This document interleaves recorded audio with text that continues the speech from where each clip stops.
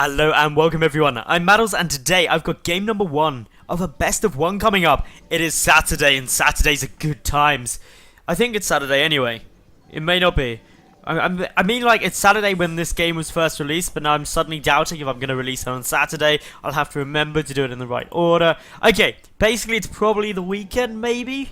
Let me know in the comment section below if I've just made a fool of myself and it's not actually the day I said it was. Anyway, enough about that and more about the game. Spawning up in the top left-hand position as the red Protoss is a Barcode player. I have no idea who it is, but they are in Grandmasters League, so they are good. Their opponent down in the bottom right, the blue Zerg, representing my insanity. The Canadian Zerg, Kane. Good times.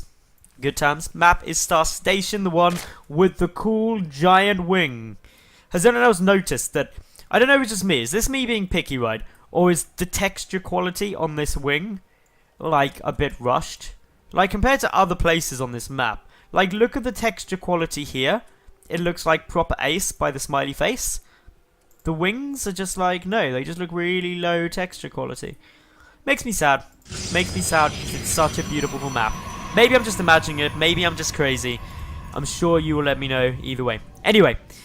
Gateway expand coming down at the moment from the Barcode Protoss. Meanwhile, Kane is just like, hatch first is good. May even go hatch pull. He is pulling a second drone down. Just keeping a little peek around here just to say, okay, are you going to be cannon rushing me or anything like that? But no, he can't because, of course, it is a gateway expand.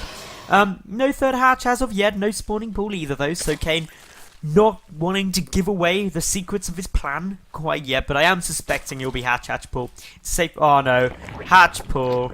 Oh, Kane, you made me look silly now, Kane. Anyway, it's still good. It's all good, and everything is fine and dandy. Now, what is going to be coming down from the Protoss player? Nexus should be on its way fairly soon. This pylon is really cool. Just starts off the wall off. Gives you some below ground vision, a bit of an early warning system. The ability to wall off a bit easier as well with 2 zealots or something like that. So it's all good. Everything's solid. And yeah, just generally good times. By the way, I don't know if I've mentioned this previously, but for about the last week or so, I've been trialing having a new donation button. It's available below. It's in the video description, basically. If you want to help support StarCraft and help support me being able to basically invest the time to make a video a day, anything you can donate would be massively appreciated. I thought I'd just throw it in there since ad revenue is on the decline at the moment. So, just hoping to try and make that a bit more viable. So, yeah, it's in the video description below. Anyway, for the moment, Overlord coming on over, just taking a quick little peek. Zealot, of course, just staying on the wall off. But the important thing that Kane's seen here is just that, yeah, the Nexus, not down. That's the massive thing, is, okay, the Nexus isn't there yet, so I'm not in a massive rush to get down my third. Proxy Stargate is on its way, though.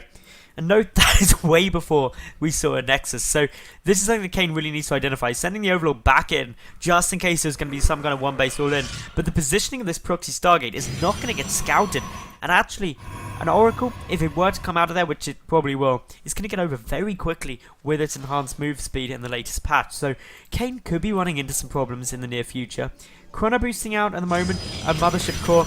Kane willing to get a little bit of information by sending these Zerglings in, but isn't actually going to see much at all. Will come in, is going to get the scout down now. And the important thing he needs to see is that the gas is there. So knows 1 gas guys are going, knows there's 3 probes and gas there, but doesn't see anything. This should alert him that, hang on, something fishy's going on.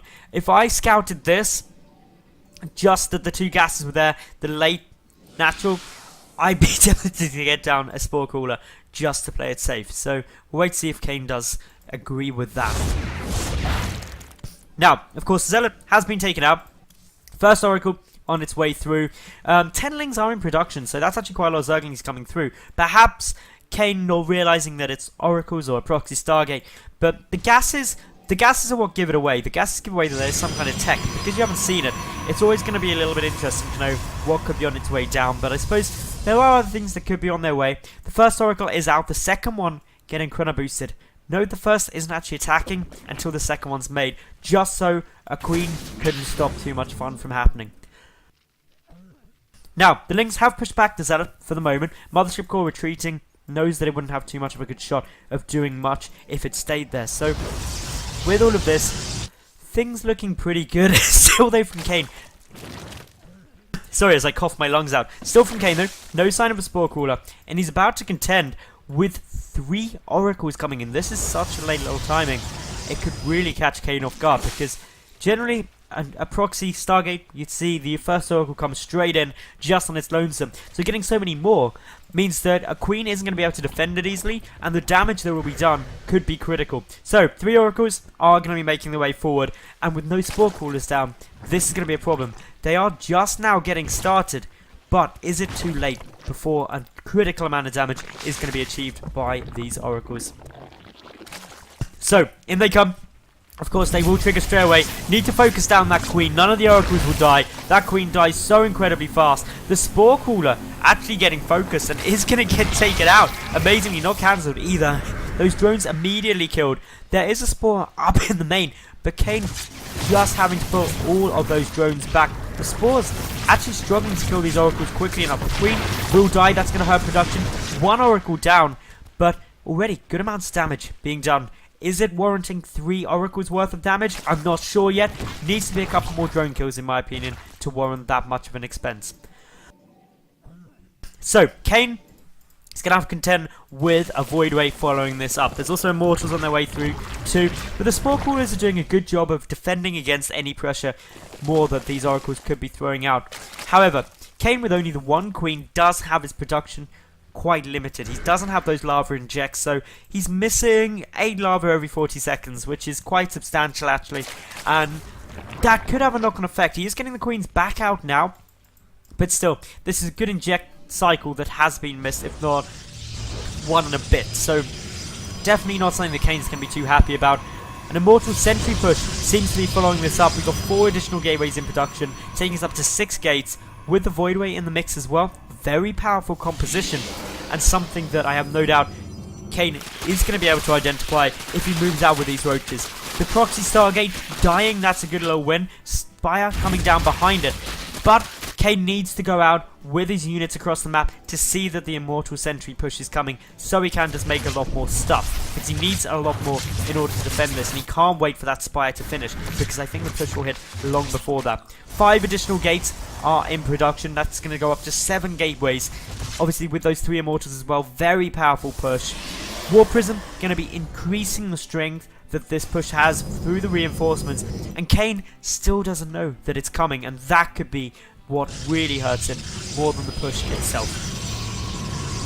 So Kane, about to get the first glimmer that this push is coming, sees the Immortals and Sentries, and now this is where units should get flooded. There's a lot of lava just popping now, so good timing there.